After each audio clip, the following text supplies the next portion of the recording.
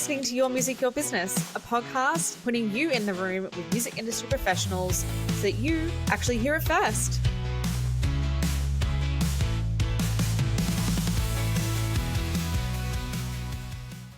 Today, we're joined by Leesa Snider, a lecturer at Box Hill Institute, owner of a Chord agency, and founder of Just Add Milk. Leesa's pronouns are she, her. Welcome to the podcast, Leesa. Thank you. Well, firstly, I would love to sort of start with the fact that you're doing so many different roles currently. Can you just step us through what is your specialty in the music industry mainly? Yeah, I started out actually as a musician, and then I would have said that was like my initial specialty. And then I was like a gigging musician. I performed, all over Melbourne with a band and have done for years, and then transitioned over into industry side of things. And I would say like my specialty started as social media and kind of expanded to like digital marketing and artist management.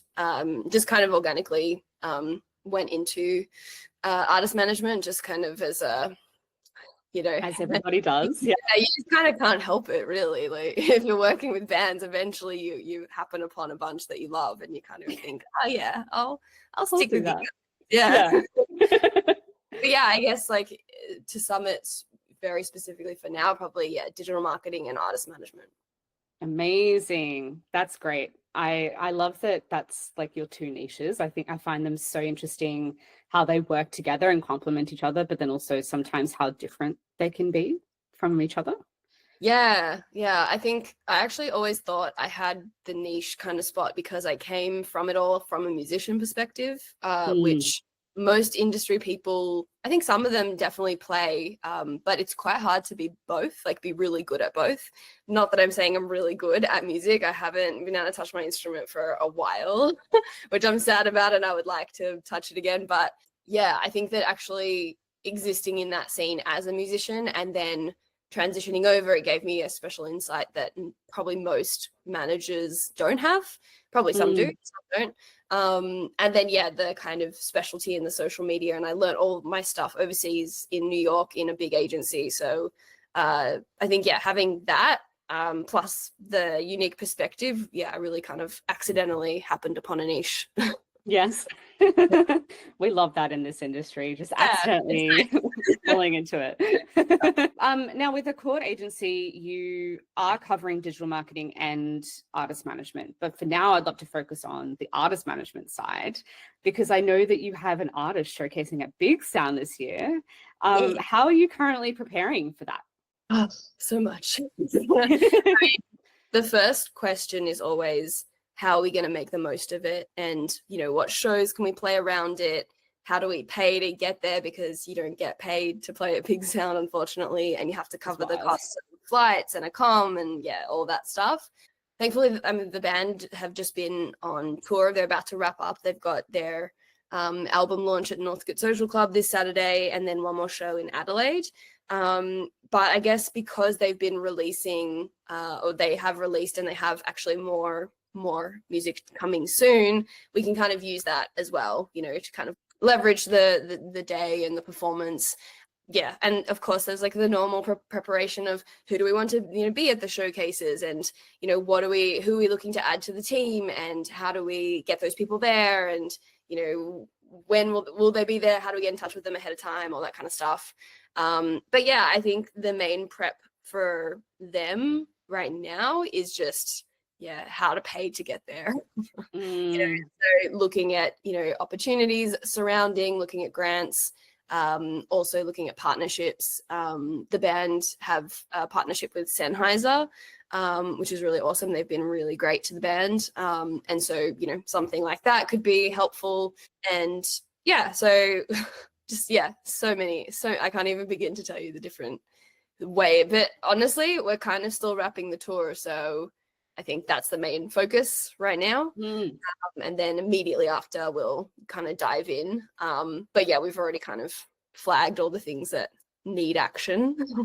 Yeah, definitely. And actually it's interesting because I think you might be the first person that I know of that's actually really gone into Big Sound with already having like a brand's partner or sponsor for the artist already. Like I think, you know, that is such a leverage too, like having that brand be interested in potentially helping to get them there, or, you know, even just them have their own presence. It's such a value for the brand, but, you know, great for you guys as well.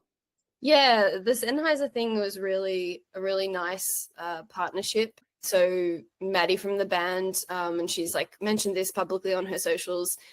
She was diagnosed with otosclerosis, I think it's called. I always think I'm pronouncing it wrong. But basically, it's just I don't think it's an infection. I can't remember if it's an infection or if it's just like a weakening of the kind of the ear canal or the bone in your ear over time. Basically, it results in gradual hearing loss, which, as you can imagine, for an artist who's a singer, that is just pretty terrifying.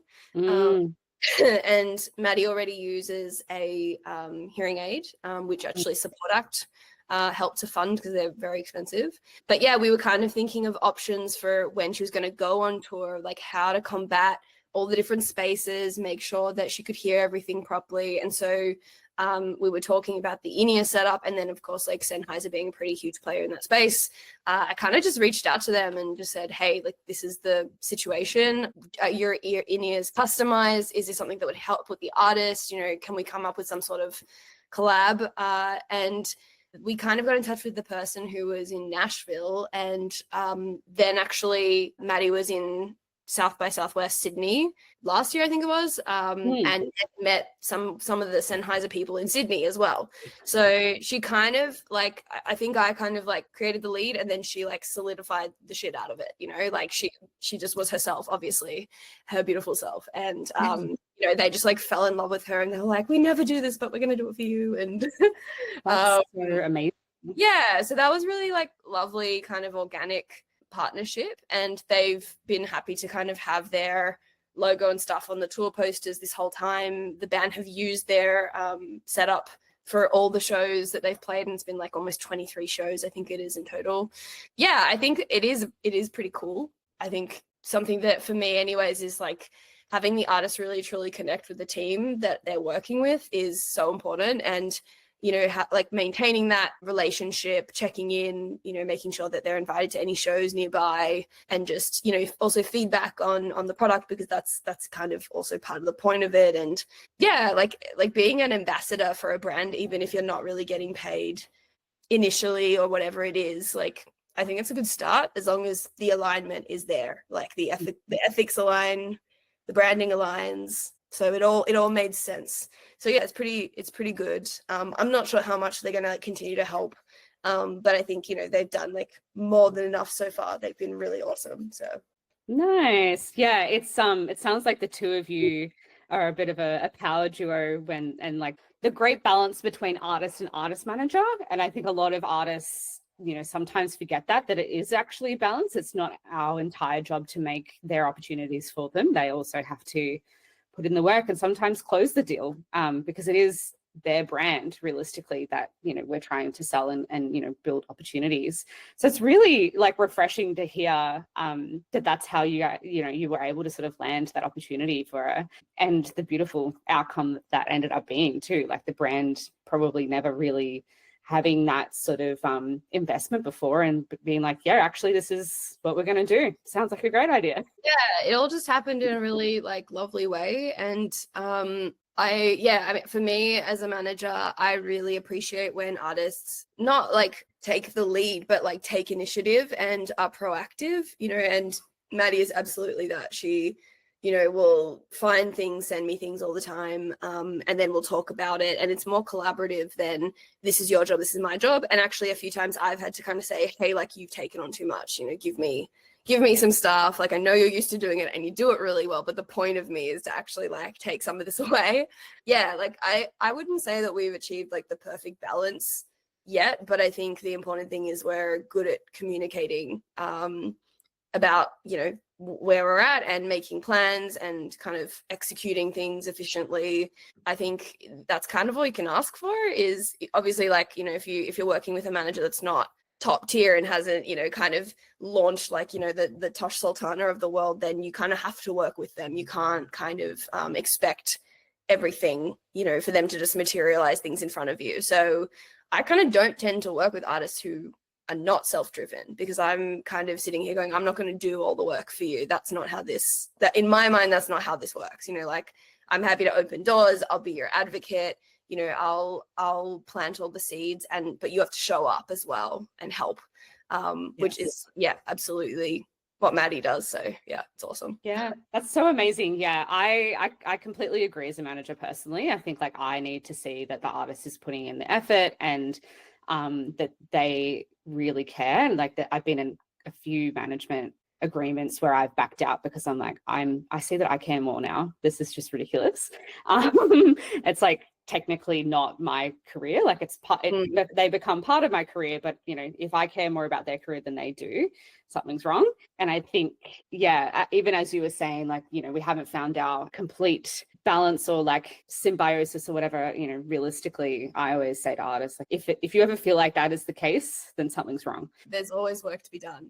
Yes. I don't think you kind of got to be critical but kind at the same time to yourself and the whole process, I think. Otherwise you don't grow, but you don't want to be too like defeated so that you can't grow again after the next, failure or whatever. Actually, I watched this workshop today with a manager who manages an artist called Sweet Boy, and his whole thing was, kind of investing in relationships, users who like regenerate music. So, UGC content. And he was saying, if you actually watch where your music's being received, and then you nurture those places and just follow where the music wants to go, that makes more sense. And but all the content should be coming organically from the artist, and they should actually want to be doing that content. It shouldn't feel like forced, or like they shouldn't be like, I'm just going to do it and then they kind of stop because they feel burnt out.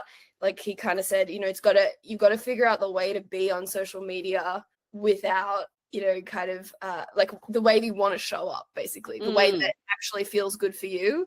And I don't think that we've nailed that yet. I think, I like it's still, I think we're still kind of teetering between, I've got to do it because I need to do it. And like the content's great, but like this is a lot to take on top of everything. And so I think it's a work in progress. But I really enjoy working with Maddie. Like she's lovely, and that's a huge part of it as well.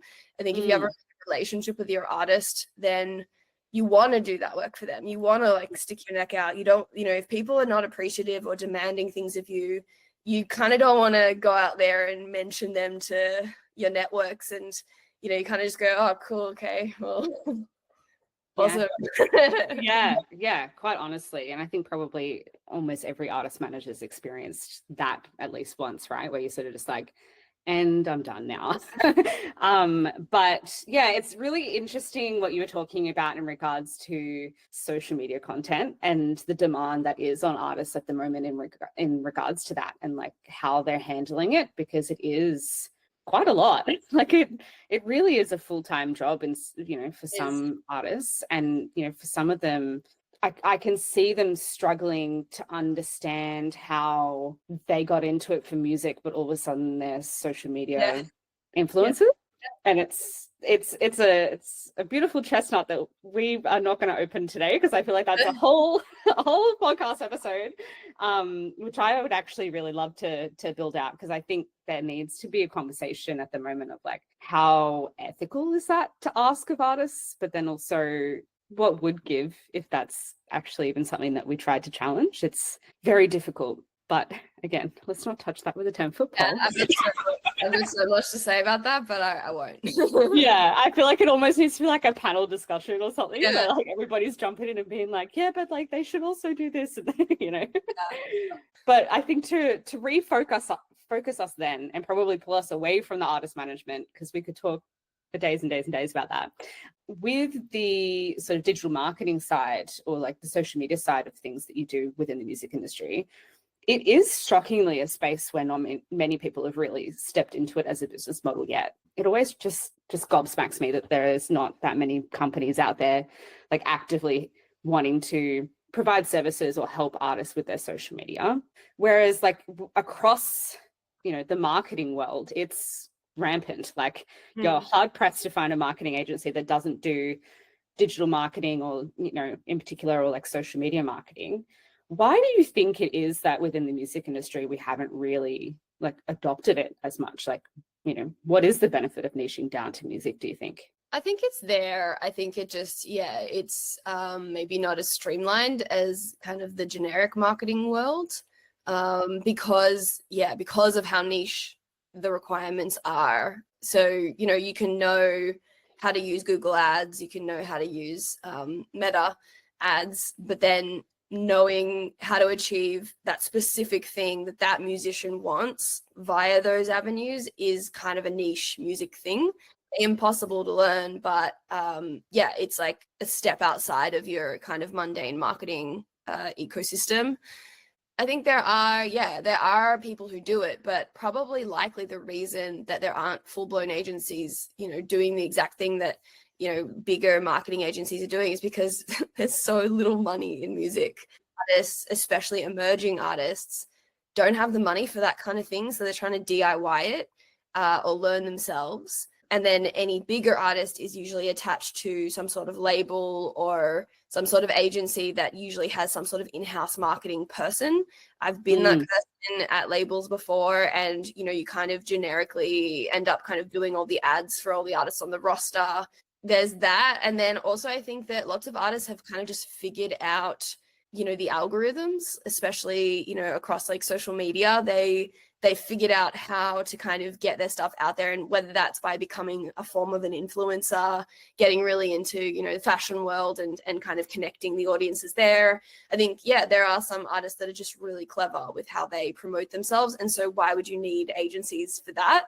I mean, I'm kind of one of those like freelance outliers where I think if enough people kind of know who you are and they sort of have an idea of what they want, but they're kind of like, I don't really know who, like it's pretty niche, like who would do this. That's where I kind of come in and get a lot of work that way, which is great. I just think that, probably it's got to do with the level of emerging versus established and what's available financially and what's viable. That's probably why there's just not as many, because like really in Australia, Bolster was kind of it. Yeah. And they've kind of shifted more into like festivals and advertising now, because that's where the money is. There's just not enough money with like emerging musicians. So, which is, really sad. I kind of wish that there was more money for that kind of thing. And the other thing is that there's so much information about how to do it that no one knows how to do it. Yes. Yeah. No, I feel that so much. Yeah. Too much. And so everyone just kind of takes one look at all of that and goes, I have no idea.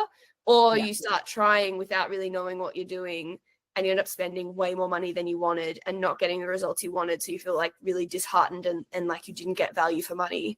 And that's because I think lots of people approach it from just like a one angle, rather than looking at the whole release cycle holistically and saying, okay, well, what is the whole, for this whole release, like what are our goals? How are we going to build up to achieving those goals? What are the multiple, kind of angles we're going to approach it from? Organic, paid, streaming, playlists, publicists, all this stuff like that, all at the same time. And I think this is probably also kind of niche to Australia. I feel that it's easier to get coverage, as an individual without a publicist in like the US, because there's more people doing more things.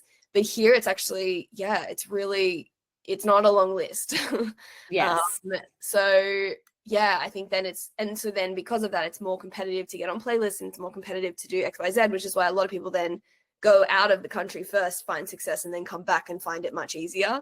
But I think it's got to do with all those aspects. I don't think it's any one thing. Yeah, definitely. And I think, to bring it back to the money side of things, like I think you are right. Like there isn't necessarily a prioritization of money being directed at digital marketing for new and emerging artists, realistically. Like if we're just looking in that space, like it can be quite expensive to try and invest in that space. I'm curious though on what your perspective is, because, as somebody who's mentored new and emerging artists for almost 10 years now.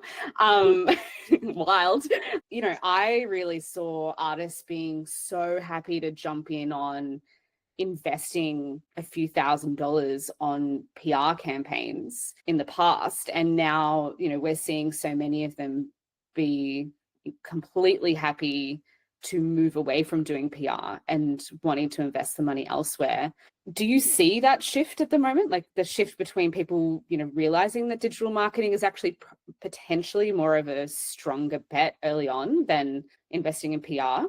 Yeah, I think, you know, there's lots of case studies where people have really cleverly used digital marketing to prep their audience and warm it up before releasing.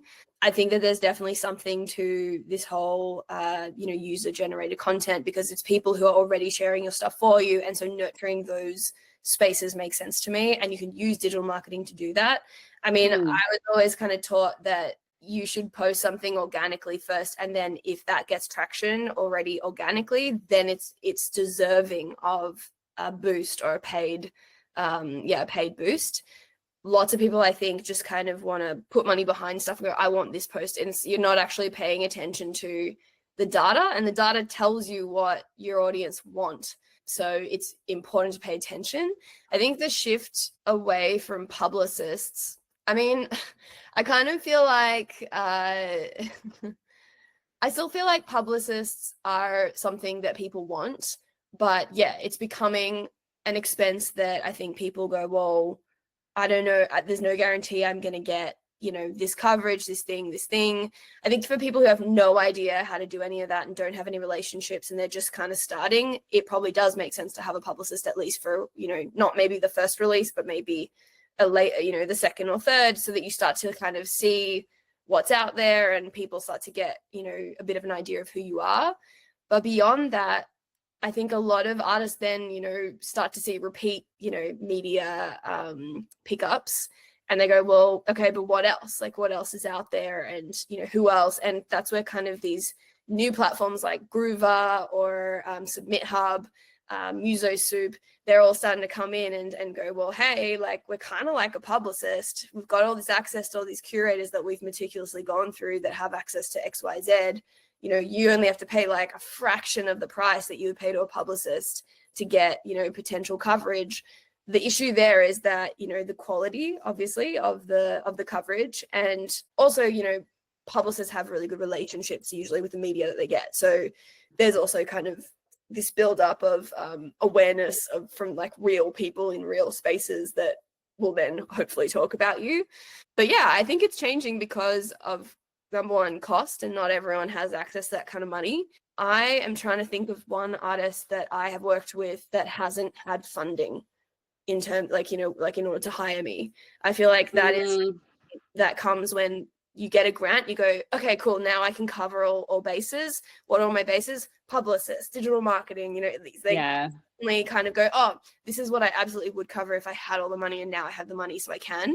So I think there is an importance for people to do it. It's definitely like grants are definitely more directed at people doing that as well. Like not long ago I saw one that kind of said like it was like a grant specifically for digital marketing for emerging artists, like, and you get like $5,000 to spend on XYZ, you know. So they're like really actually wanting artists to do that. So it's been there all along, but I think people are getting better at figuring out how to use it.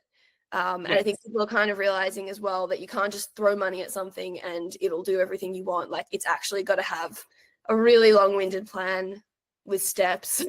Yes, kind of multiple different phases. Yeah. Exactly. And I think, it definitely is like that. I think a lot of artists that I mentor, you know, you have to step them through like, okay, I love that you want to do PR or digital marketing or whatever is like part of it, but you've also got to think of what are all the other 10 things that you could do that could help the project, help the idea. Also, how do you translate that to your fans? And I think one of the things I really focus on at the moment is teaching artists, and because I also teach music business as well, teaching the next generation to understand that like there are things called fan journeys that we do need to be aware of, like where they're sitting. If you're a listener who doesn't know about fan journeys or audience journeys, I would definitely look it up. you can DM me and I'll send it to you, like a picture of it. Yeah, I think like a lot of artists forget that there are people that are in discovery mode in their, you know, their fan journey, but then there's also people that are like in that advocacy mode. And if you're not, from a marketing perspective, activating or, you know, engaging in both of those at any given time, and whoever's in the middle of those spaces, you're actually just completely missing your fans. You're not actually, you know, targeting them and where they're at in their mindset with you. Yeah. So it's so tricky to make sure that they know that, and then help them build a strategy within a release sometimes to help them contextualize it. Like, how do you balance that and push people towards it? Because we, at the end of the day, particularly at the moment, I'm really curious as to Big Sound this year and how much the word superfan will come up this year, because I think particularly at the moment, that's what everybody's focused on is, you know, how do we get people to be super fans? How do we engage in that? How do we nurture them while they're there? And most of the reason that we're asking that question a lot is because we're seeing how much money they're spending. And at the moment, they are like, those super fans are the ones that in a financial crisis, you know, when with cost of living crisis is just really affecting most people, they still spend the money. That is the reality of why we're focusing on it. But also there's so many advancements for super fan engagement pieces at the moment. I don't know about you, but that's basically all I see in like the text, music tech space. It's just super fan this, super fan that. There's so much to consider and to cover. If you kind of attempted to wrap your head around all of it, you know, your head would explode. Like, that's kind of how I feel sometimes, you know, and I love when artists, you know, you say to an artist, you could try this, you could try that. And they go, great, I'll try that. And they're open to trying. I think when you get to a point where the artist goes like, oh, I don't, like, I've already done X, Y, Z, and they don't want to do that. You know, there's too much. It's like, or it's going to be, you know, too many things of the same thing or whatever. That's when you kind of know that you need to like kind of pull back a bit. But I think the other thing that is hard for people, especially artists, for me in particular, I've noticed this, is that when artists don't see results happening in real time as quickly as they would like, they get really like disheartened and frustrated. And I can totally understand why, because first of all, the music creation itself takes so much from you, and not just like mentally and energetically, but financially, you know, that's a lot of money to invest. Huge commitment. It's insane. Like, that is one of the most expensive parts of a release cycle, is just the creation of the music, and then artists are expected to then put out more money to release it. So, you know, I totally get why it's feeling really tough for musicians. But I think actually in reality, you know, if you look at really big artists like Adele, Katy Perry, Taylor Swift, none of them got famous overnight. None of them you know, kind of like played their first few shows and someone heard them and went, oh, amazing. Like, you know, let's prop them up. You know, none of that happened. All of them for years were performing, you know, in their own respective countries, in small pubs, doing it rough, doing exactly what emerging musicians are doing now, probably under maybe worse circumstances because the industry's changed since then.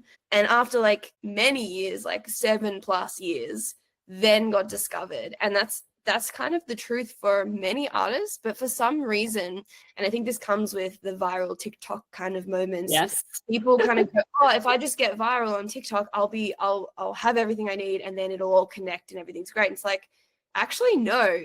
Like, actually, the way that this has worked historically and still now is that you need to put in the time and you know, kind of do the work and have really clever strategy. And I feel like a lot of people look back and go, oh, well, in that moment when they blew up, they had this really cool strategy and this is why. And it's like, yeah, but also, how did they figure out that strategy would work? It's because they failed all the times before they got to that moment and learned from those failures and said, okay, this is not actually a failure, it's a learning. So I know now what to take into the next thing.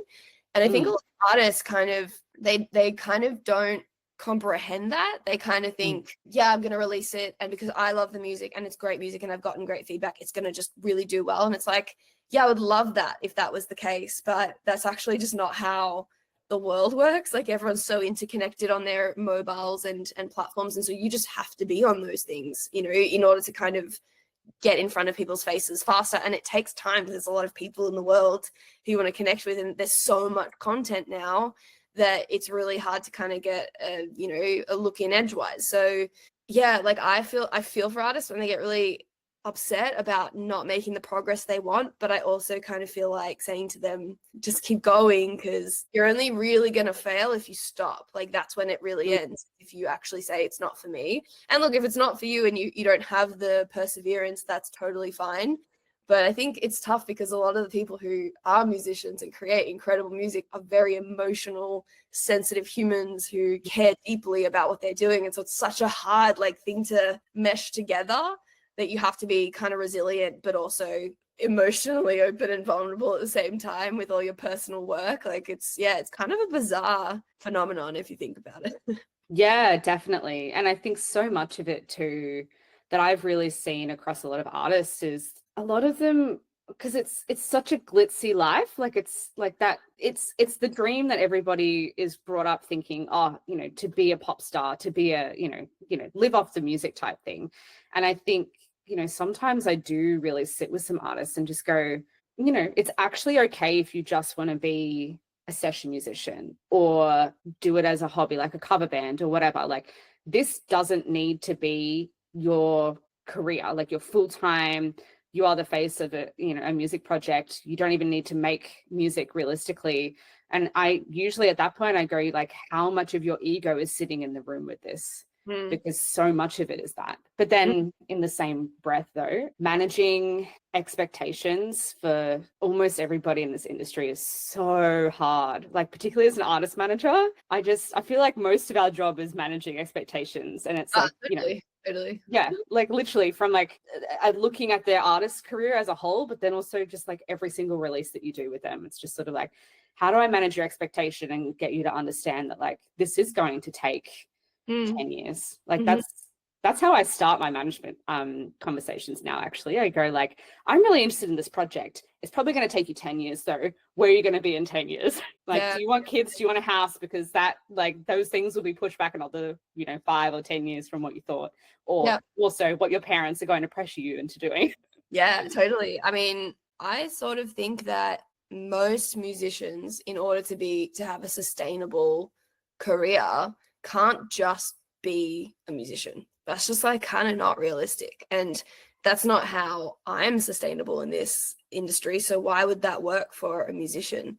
I think, you kind of need to be all these different things. You need to make yourself incredibly employable. And that's where kind of the artist understanding how bookings work and understanding how social media works and, all of those kind of upskilling things, they all help to create a sustainable career. And I think also defining with an artist, like what is the definition to you of success? Is it being able to exist in this industry and pay your rent and eat the food you want and do the thing you love doing? Is that success to you? Or are you in it to be famous? And like, if so, like, what does fame look like to you? Is that everyone knows who you are? Is that you get this many streams? Like, what is that? And I think that's a really big one that a lot of people don't drill down on. And it's like the way you would approach it for different goals would be totally different. For me, like having a successful career in the music industry looks like being financially stable, working on lots of projects that I really love, helping artists grow and progress, kind of uplifting, good music. And also for me, like working in the space of like women's well-being and feminism and championing women in the industry and female business owners, as well as like the accessibility space. Like all of those things to me are what makes my career enjoyable and makes me go, yeah, like I want to keep working in this space because I am stable and I get to do all these things that I love doing. I guess, yeah, I think a lot of musicians it's almost like they're waiting. They're waiting for their moment to happen and they're kind of just like holding the space until then and doing things that they don't want to be doing. And that's where I'm kind of like, no, like go find a job you love and then work on your music on the side. And then, if you love working in a library, go do that. That's only going to help your music progress and be better because you'll be in a better mental like space than you otherwise were. And I just think a lot of musicians kind of hold off on those kind of full-time jobs or think like, no, it's going to get in the way. And it's like, well, then if it gets big enough, you'll stop. Like, yeah, it's almost like this weird like mentality where I can't be both. And it's like, yeah, you can be whatever you want. And actually, I think Maddie does it really well. She works at, with TB Access, does like bookings for Groove Tunes, does also bookings for Morty Fest, kind of also does mentoring through the push. She's kind of like almost similar to me, like has her finger in lots of different pies, but they're all pies that she's happy to be a part of and that just makes sense for her. So, like to me that makes a lot of sense. But yeah, I just think it's something that a lot of artists kind of really need to define first, putting everything into it and not really knowing like what you want out of it, like what that looks like.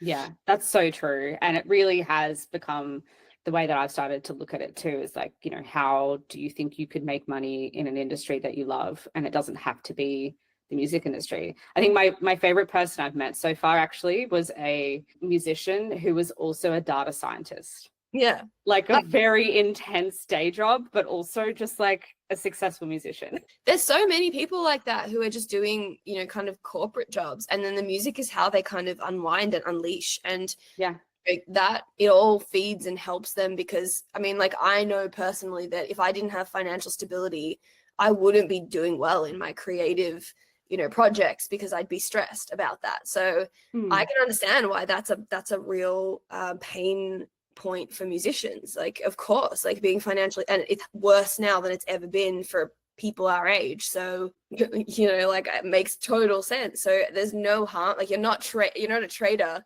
if you go and get a job at Starbucks or wherever, like, or Gap, like just go make some money if what you need to feel good. That's totally fine. Yeah, I think it's about sitting down and being honest with what success looks like to you, and also realizing that 99.9% of people who work in the music industry, even artists in particular, do have portfolio careers, and they're all doing many different things, and that you aren't the exception to the rule because you have a portfolio career. I think if you're not someone in the creative space who is like, if you're not doing like 10 million things all at once, you're kind of like something's wrong.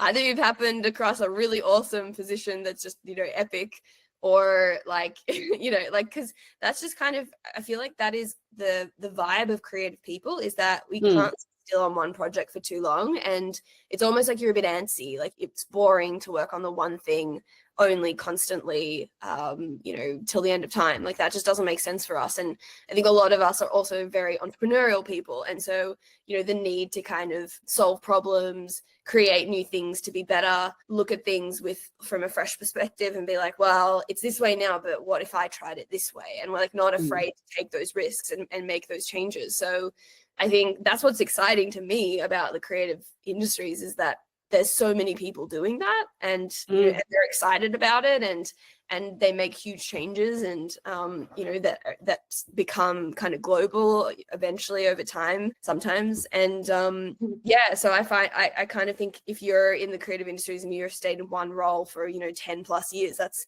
so wildly uncommon. And if that's the expectation, you're probably in the wrong industry. Yeah, exactly. Well, that actually leads me perfectly to where I would love for us to start chatting about, and that is that you are building a music tech company, because you have started flipping the picture and finding the best way to approach it. It's called Just Add Milk, and it's a platform designed to tailor your social media strategies based on the artist's music, goals, and story, and it's powered by AI, which is super exciting.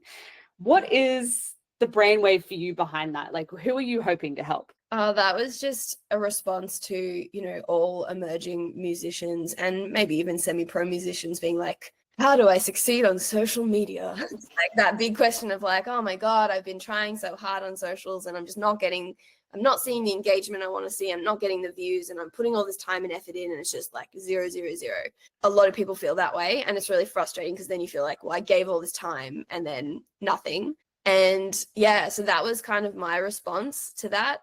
I've for years I've been doing social media audits, kind of almost like a bit of a social media health check, where I kind of go back in the data 12 months back and I say, okay, here's the lay of the land. Here's your benchmarks. Here's like, per post you did, on average, per post over that time frame of the year. Here's your average engagement rate. Here's your average reach that you're getting. Here's how many likes you're getting. And I think when people go, oh, okay, well, so on average, I'm getting, let's say 25 engagements, and also understanding what engagements actually is. Engagement isn't just likes, it's likes, comments, shares, saves, all of those things. If you go, okay, per post I'm getting 25 engagements, having that benchmark in your head is so helpful, because then when you post again in the future and you start to see, oh, it went up to 30 engagements, and maybe it's an incremental shift, but it's a shift upwards. So it's kind of like having that benchmark really helps to kind of judge whether you're doing better or not. I think a lot of people struggle to know whether they are. They kind of think, oh, I want big numbers, and that's kind of it. And it's like, yeah, but you starting here, so you can't, no one would ever get here from here. Like, you can't expect that. And also what it helps is, for you to test different forms of content and know your average. And if one form of content does up here and the other one does here, you can go, oh, this is working better. I'm going to lean into more of this style of stuff. Yeah. I've gone into the nitty gritties of best practices, breaking down what your brand is and, how to tell your story. I've done that for years, manually. And a lot of people really kind of found that helpful, and people have come back years later, more than 2 years later, and been like, can you do another audit so we can compare how we're doing now? Interesting. Yeah, which is really cool, because I'm like, yes, absolutely. I'm so interested to see the comparison and what you implemented and what you didn't. Fast forward all of that, I was honing in on exactly what it was that people were getting value out of for that. And one of the main things, actually, especially for more emerging musicians who hadn't kind of posted much yet, so they didn't have much data, but they were kind of like, I don't really know where to get started kind of thing. So the things that were useful for them were best practices across all the platforms. And then this thing I call a brand narrative, which is basically a breakdown of themes. And those themes then inform strategy to help you tell your story. And the way that I was kind of finding out all this information about them to develop these was just by talking to them, having a conversation. But then I thought, well, what if I could get all that information that I needed, and then, so use some sort of survey or a chat or something like that. And then all that information gets put into a custom GPT that knows exactly what it's supposed to kind of, look at and approach, and what it's supposed to pull, and then create, a brand narrative for people with a breakdown of their themes, telling them specifically, on each platform what they need to kind of action and clean up and tidy based on, their actual current profiles, and then all the strategies that they can try based on each of the themes. So basically a way to tell your story that is tailored and curated to you on social media and give you a really clear kind of map. So yeah, I've been developing this chat bot after doing a lot of manual ones and developing the custom GPT and doing all of that. And having quite a bit of success there. I then got a grant through Creative Australia, and they gave me a person who mentors me and stuff, and we've kind of shifted into this chatbot direction. Yeah, that was a really long-winded way of explaining all of that, but yeah. Well, it's obvious that you are very, very passionate. So it's really nice to see where you're at with it now, because, in full transparency to everybody listening, we are good friends, and I've seen the journey of this, and it is so valuable. Coming from an artist manager perspective, the concept that you're trying to build out is going to have such an impact on so many artists' lives, and really make them feel seen and heard, but also understand how they can just work with it, even just down to what are even the best practices on those platforms for musicians is just such an invaluable space for it, because it just changes so much. Even for me as an artist manager, I struggle to keep up with it, and I'm just like, I need to know this for my job, let alone artists trying to manage it on top of everything that they have to be aware of for their own career. It's exhausting. Super exciting that it's going to hopefully be in the hands of people soon. Yeah, so I'm coding it up myself because I don't have money to pay for a developer. It makes sense to use AI to build AI, right? Like that feels like ironically, poetically like the right thing. Weirdly, as someone who's never ever coded before in their lives, I've managed to build the chatbot and it does the thing I want it to do. It doesn't look very pretty, but that's okay. I just need some like kind of tweaks because I want it to be really, really tailored to each person who takes the quiz. And by quiz, I mean like basically the chatbot just asks you a bunch of questions, you answer, and then it spits out your brand narrative. And ideally you would then, kind of look at that and go like, oh, cool, easy changes I can like make right away. I am kind of contemplating whether I should kind of add some, examples, like when strategies are suggested, like links to examples of those strategies, so that you could even like take it a step further and go, oh, okay, I see why this makes sense for me, and this is how I would like film it and do all that. It's basically doing all the hard thinking for you. And also the idea is that you start with that. It's almost like a foundational kind of starting point for people who kind of don't really know how to tell their stories, or maybe even what their stories are. And then from there, you move on to your more specific niche, kind of space that you find. And by testing out the content strategies, you figure out what's resonating with your audiences. And then the next step for me is to then have more specific chatbots that help you through, a release or how to sell out a show. And it's, you have a conversation with the bot, and the bot tells you, well, based on like all this stuff that we know about you, based on your brand narrative, and all your social media that you've tried so far, based on the story you want to tell for your release, here's all the options of what you could do. And so it's just like it's a creative sidekick, for your next like creative project. That's kind of what it is. Hopefully I'll get it tweaked exactly the way I want. And I just have to deploy the code for people to try, but that in itself is a whole thing that I have no idea how to do, so I need time to figure that out. Yes. Oh my gosh, it feels like my life in a nutshell at the moment. And my music tech founder brain was like ready to jump in and start, bouncing ideas off for you, but we can definitely do that another time. But it is, so interesting to hear where you've been able to get with it, and also I think probably highlight a way in which AI is sort of helping people create opportunities within the music industry. Because I think a lot of media at the moment around, how is AI going to destroy the music industry, and like some of them are pretty real. But there are ways where AI is really going to help make it easier for artists to be more successful. Some people have a lot of varying opinions on that because of oversaturation in the market, but it's it can only to level the playing field can sometimes be the only answer. My feelings about AI is that it's happening whether we like it or not, and so we might as well get on board and learn as much as you can and be ahead of the curve, because everyone knows that's where it's going. Like, tech's not getting worse, it's getting better. And understand how to identify when things are not real and when things are fake. I think there will be platforms that are developed in order to figure that out, that you can check links and things like that.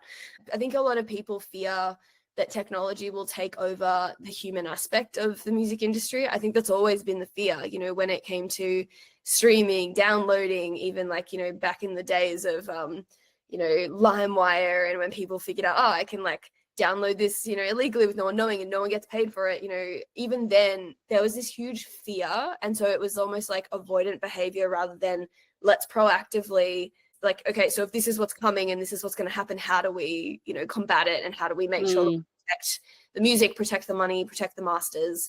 But that didn't happen, and it also didn't happen for streaming, and it just seems to be this thing that keeps repeating. And so from what I can see, especially when it comes to social media, AI promotion, music made with AI assistance, like it's all coming. And I personally think that you can't replace humans. Like yes, you can make tasks more efficient, but then that just means that the human job shifts somewhere else, because someone has to control that, someone has to set it up. I just think things will shift in a cool way where we all kind of have to learn more, which for me is like, I like that. I would rather be ahead and learning and trying new things. And I can see everywhere people are making chatbots right now, like create like AI chatbots who are like mentors, coaches, therapists, your boyfriend. Like I've seen so many of these already. Like I went to this female founders festival thing, and at the very end they unleashed their own like startup, which was it was like a female chatbot who helps mentor you through the creation of a startup. So I was just like, that's what everyone's basically trying to just help everyone, like use the AI to make it better, which is exactly what my whole plan was too. It's just efficiency, you know? Exactly. Yeah. And I think sometimes like restructuring it in the mindset of efficient, like that it is based off of, you know, building efficiency can sometimes be helpful. But I think also, you know, as you touched on just then too, it's like we've done this as an industry. We've had a huge shake up in regards to, you know, streaming and downloads and things like that. And we need to learn from how we handled that and do better this time. And I think, you know, actually, funnily enough, there will be an episode that comes out just before this. So if you haven't listened to that, go and listen to it.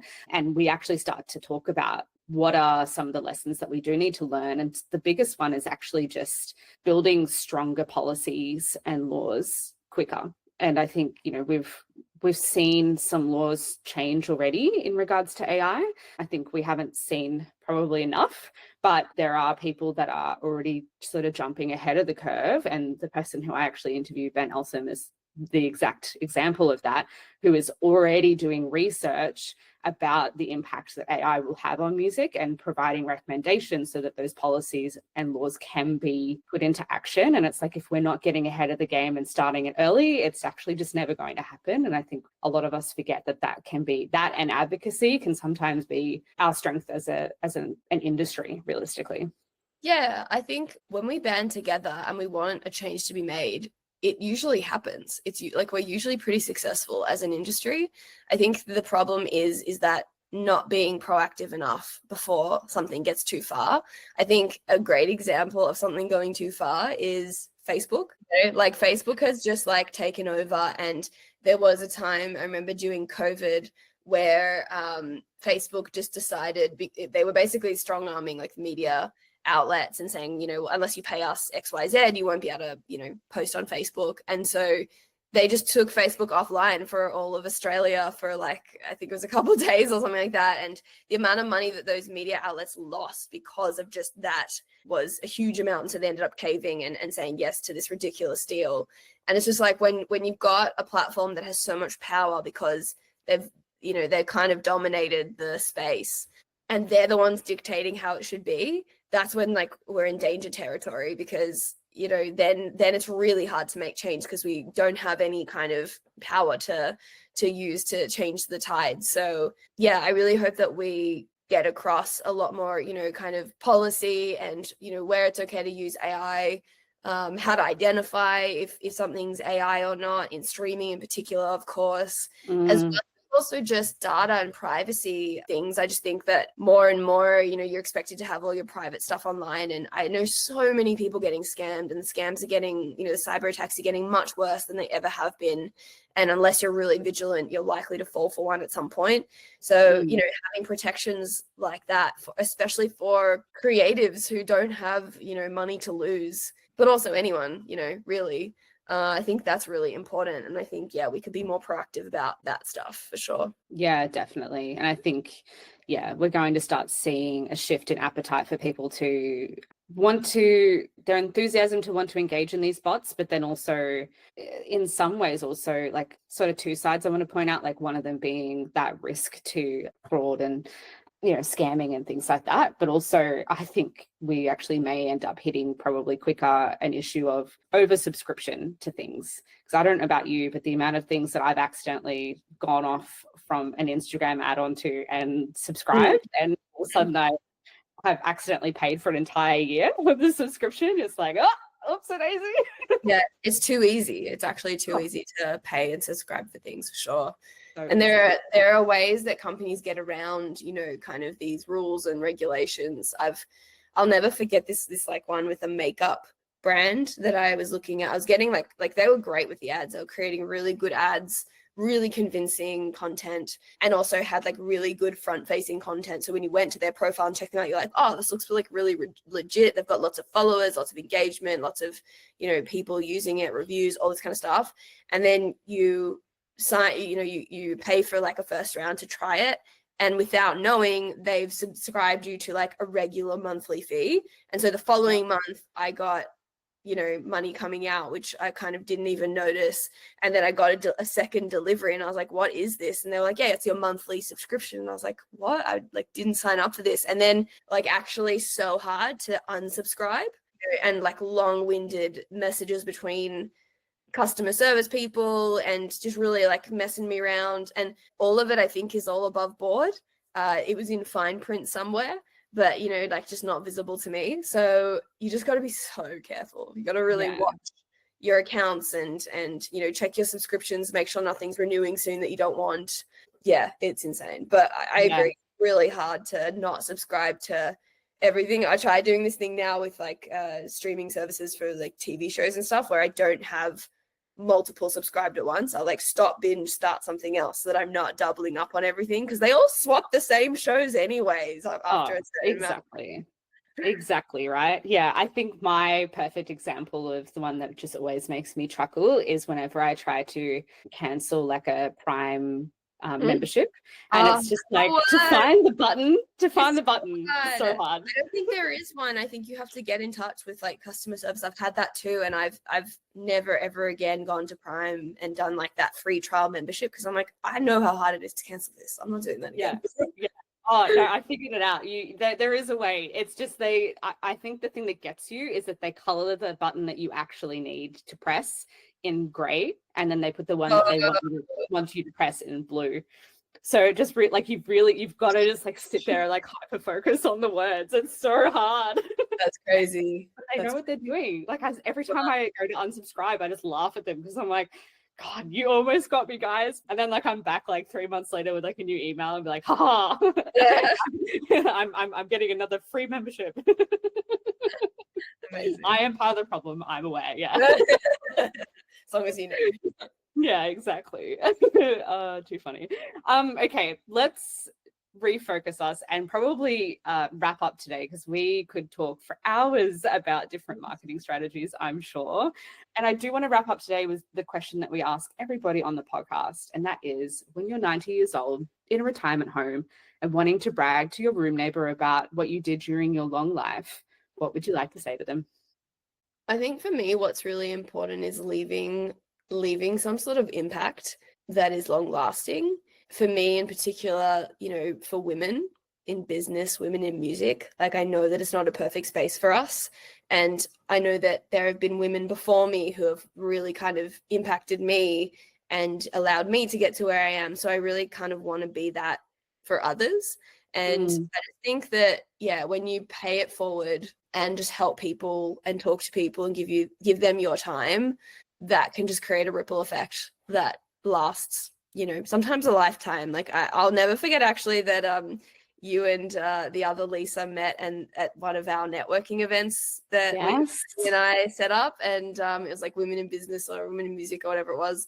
And they met, and then now they were housemates for like a year or two or something like that. No, it's like 3, and now we're best friends. And now they're best friends. Like I love that. It's like we created this like networking space, and then women met there and then lived together for 3 years, and now they're best mates. Like that is beautiful. Like I want to have like a whole basket full of those to share with people, like I want to kind of I think that's for me that would be brag worthy. Like these are all the lives that I helped connect, and then they went on to help XYZ and do this in the industry. And hopefully by the time I'm old and frail, the industry will look very different to what it looks like now. Hopefully better, more inclusive, more accessible, more equitable, just better. I want to leave it better than I found it. Amen. Yeah. I completely agree. Whenever I think of my legacy, I'm like, I'm going to leave this industry better than how I found it.